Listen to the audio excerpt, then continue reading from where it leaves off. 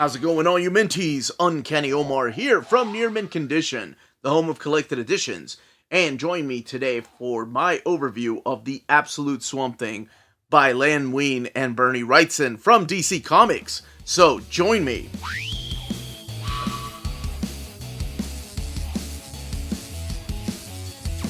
Alright, so what we're looking at here is The Absolute Swamp Thing by Len Wein and Bernie Wrightson.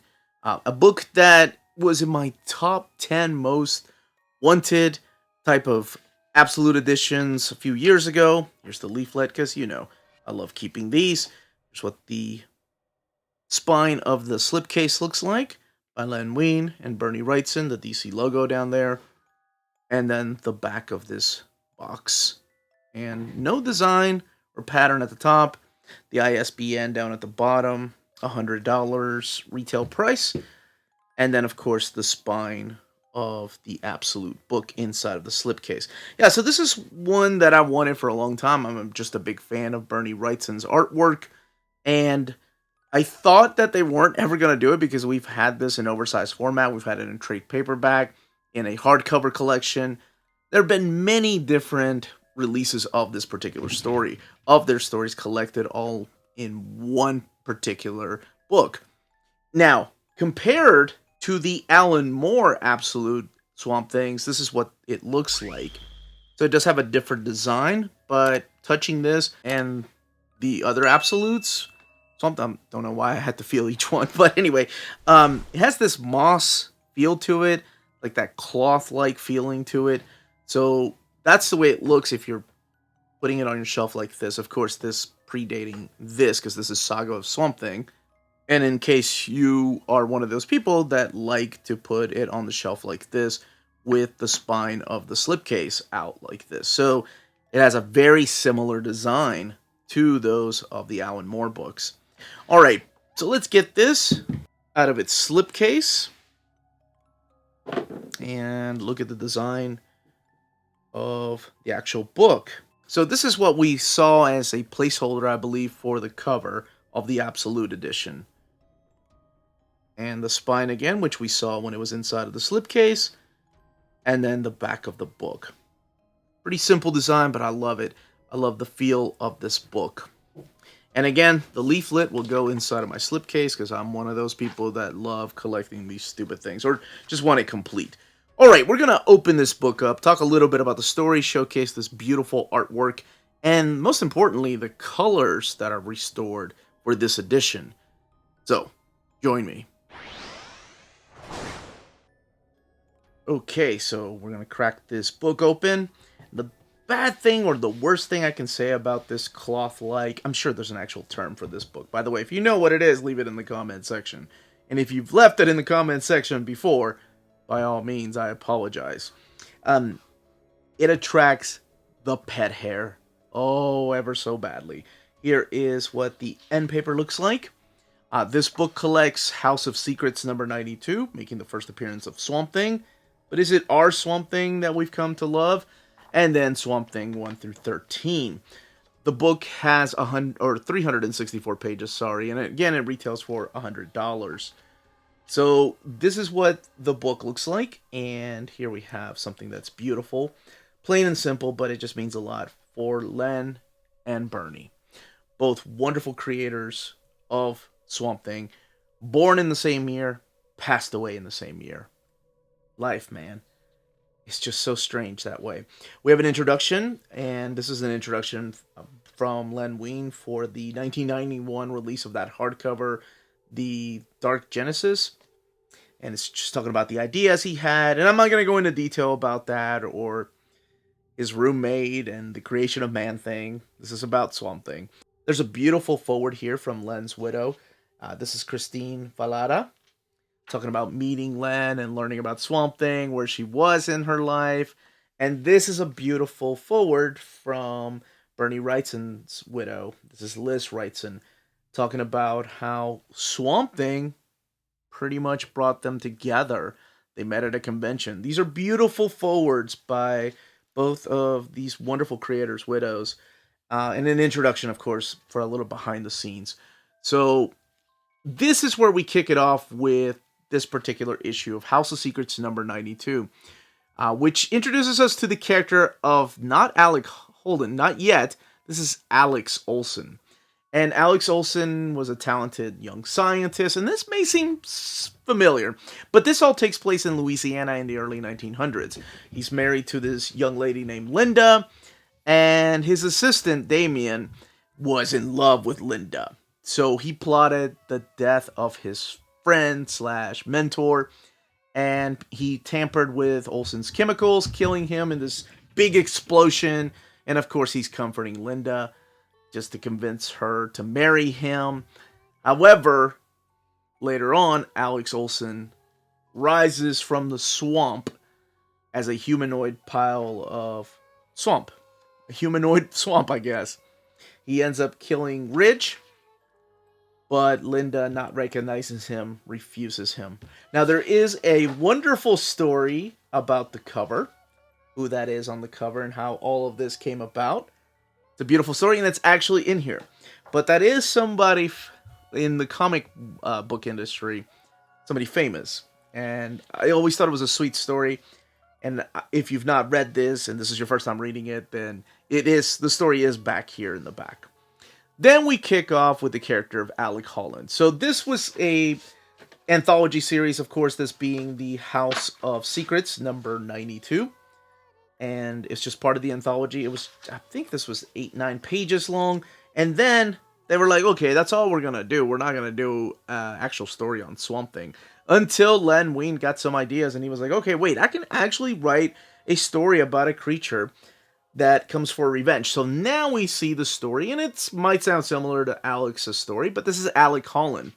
Him and his wife, Linda, are together, and they invent this formula that can solve world hunger.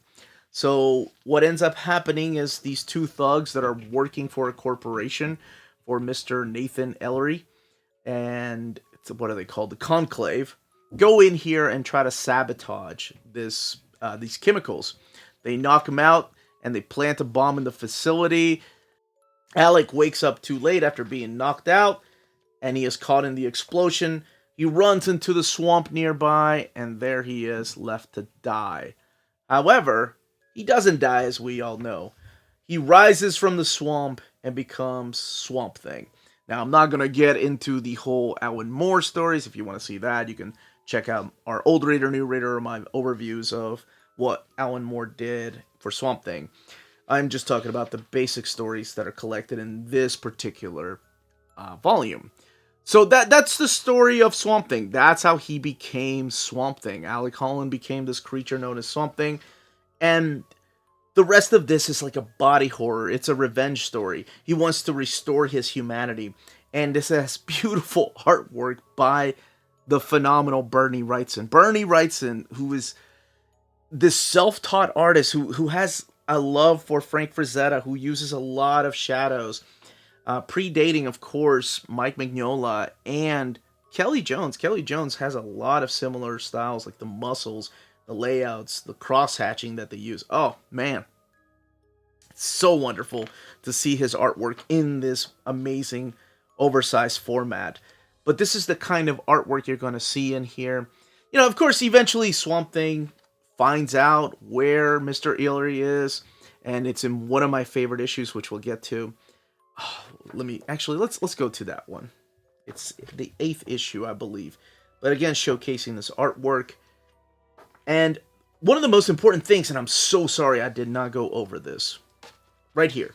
Let's go back to this before we look at those issues. So, Bernie Wrightson, of course, doing the artwork, but he's also one of the original colorists, along with Glynis Oliver and Tatiana Wood. Now, Bernie's left the book in issue 10. That was his last issue, and then we have Nestor Redondo doing the artwork. Well, we'll go back to that in a second. The other thing I left out, and I should not have left this out, is the color restoration by Jose Villarrubia. So, for the first time since this has been printed in the original single issues, we're getting colors as close to those of the original release. I mean, it's almost near impossible to replicate a lot of those colors, especially with the type of paper we use these days, but this is as close to those single issues as we're going to get. I don't have the single issue. I can't even find my trade paperback of these collections to show you what modern colors have been used since the 90s, I think. They've been using these modern like colors. Nothing to the extreme of what Absolute Swamp Thing by Alan Moore, the Saga Swamp Thing, was like, but they have modernized the colors. But his colors on this, the restoration, my goodness, it almost looks like it's faded because we're so used to Swamp Thing being green. And I'm sure if you look at this image online, you're going to see the 90s color. It looks like it's been faded out. It looks like it's on weathered paper, but this is actually some thick glossy paper. But that is amazing. For anybody that read this stuff originally, this is the way that you remember it. And I know there are people that are divided with Absolute Swamp Thing, the Alan Moore run, because they're like, oh, I wish they had the original colors by Tatiana Wood. And then there are people that I love the modern colors. I've never read these issues, and to me, the modern colors really help out the art. Me, I have both the Absolute and the hardcover because I like the original colors too, because that's nostalgia for me. All right, yes, Night of the Bat, right here. So, oh, I forgot about the dog. Yeah, the dog plays an important part because, well, comic book science, right? Or comic book logic. The villain, the guy behind everything, pretty much put a tracking device on the dog. But then again, Alec makes friends with the dog. And man, let me tell you, I always warn people about animal abuse or kid abuse in comics if you can't stomach it. You're going to get mad if you're an animal lover in this book. I will say that. So if you can't stand the thought of animals getting hurt, it happens in this book. I'm not going to spoil where and when, but it does happen. And it made me mad. So this is where Swamp Thing has tracked down Nathan Hillary to Gotham. He's the guy that leads the Conclave organization, this guy right here, and now he is making business meetings in Gotham and dealings. And who else lives in Gotham? Why, none other than Batman. But just want to first look at this wonderful cover. Oh my gosh, look how beautifully crafted that is. The lighting and his stance and Batman's lighting. It's like the lights coming from under him, and you have lights on this side and above him. This guy, my goodness, he was just an amazing artist. And if you can't find that Frankenstein book, Bernie Wrightson's Frankenstein, I strongly suggest picking that up. And I strongly suggest I keep looking for my copy. Cannot find that hardcover anywhere. But I love the way that he also draws Batman. He gave Batman like these really long pointy ears. And he gave Batman this amazing long cape. Very McFarlane-y. Look at that. There are a lot of people that borrowed elements from Bernie Wrightson. Not just for Swamp Thing or body horror, but also characters like this. Man, that is so badass. Him just standing there and of course worried about the doggy because Batman's an animal lover. Why wouldn't he be? So you can read this for yourself and find out if he ever gets to restore himself as Alec Holland. I'm not here to talk about what ends up happening because that's a spoiler. But I am here to talk about the presentation of this book. This is a beautiful presentation. I love the color restoration. My goodness, I can't get over how amazing and different this looks because I'm not used to this. I'm used to the new colors. This is the final issue right here, Bernie Wrightson's final issue. Len Wein does keep going with the book, I think until issue 13. But at this point, Bernie Wrightson is also co-plotting the stories. So he's a big part of what's happening here in what happens to Alec's life, what happens to Swamp Thing's life. I haven't even talked about Abby. So a couple of characters make their first appearances here. Matt, for example, Arcane, and Abigail. And this is Abigail's uncle. And oh my gosh, speaking of body horror, what he does with his brother, her dad, oh my gosh, the brain, Frankenstein monster right there. I love that. And then we get Nestor Redondo doing the artwork back here. This is Nestor Redondo's take on Swamp Thing. It's very similar and very underrated. His art is solid too. There's nothing wrong with his art style. But I think once you follow up Bernie Wrightson, it's very difficult to do that. I mean, just comparing the two. Not that there's anything wrong. That's actually a freaking amazing piece right there. Len Wein, like I said, kept writing the book up until this issue. I believe this is the final issue, issue number 13. Then he leaves the book, and the book continues for about, oh my goodness, I don't know, 15, 20 more issues, and then it got rebranded as Saga of Swamp Thing. This is the story of the cover, how it came to be, in an interview with those people behind it, and then we get the original artwork right here. Oh my gosh, that is so awesome.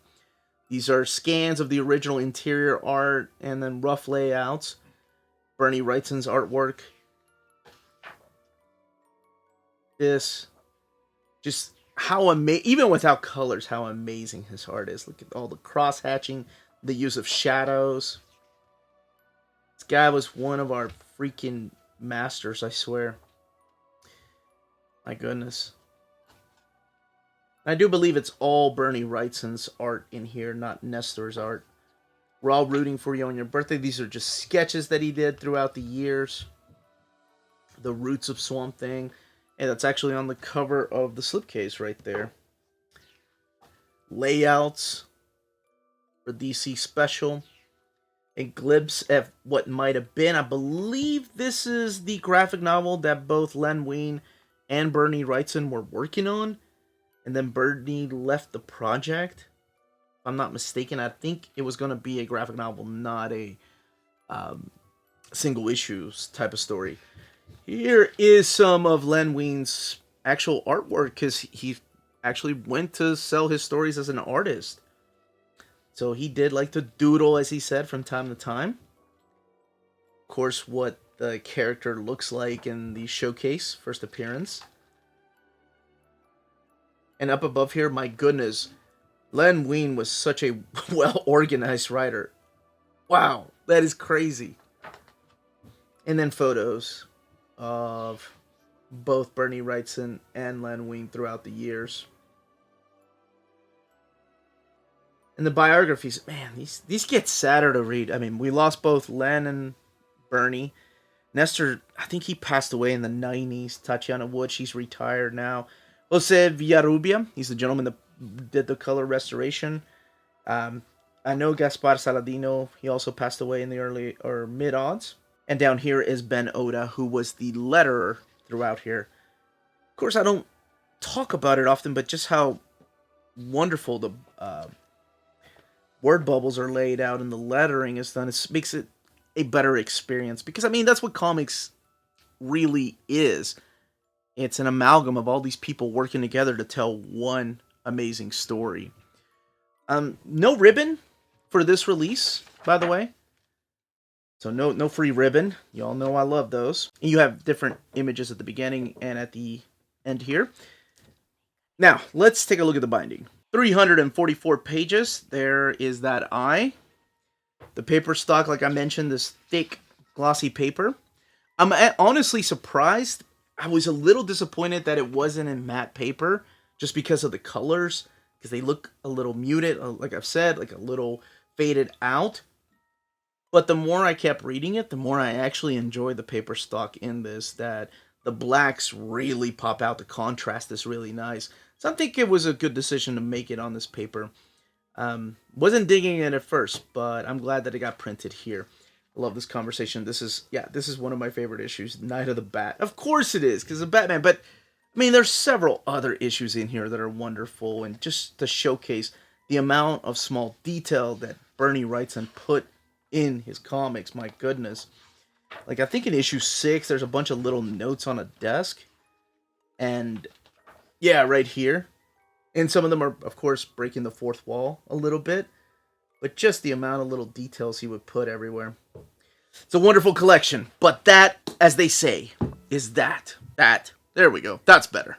If you're interested in purchasing this book, don't forget to check out our sponsor, cheapgraphicnovels.com, your online home for graphic novels and collected editions up to 50% off cover price. They have excellent shipping and prompt and helpful service. Check out their bargain deals for up to 90% off cover price. And And don't forget, the CGN also takes pre-orders. That way you don't miss out on the hottest releases. And they are currently running a special promotion for you Minties. If you're a first-time customer, after receiving your order confirmation email, reply back to that email and let them know Near Mint Condition sent you their way. They will then apply a free shipping promotional credit to your next order in the US. Cheap Graphic Novels, your source for the hottest books with the kind of deep discount, quality shipping, and customer service that will keep you coming back for more. And that was the content, the page count, and build of the Absolute Edition. Let me know in the comments down below if you are picking it up, if you already have it in another format, and what your favorite Swamp Thing story is, and who are your favorite Swamp Thing artists.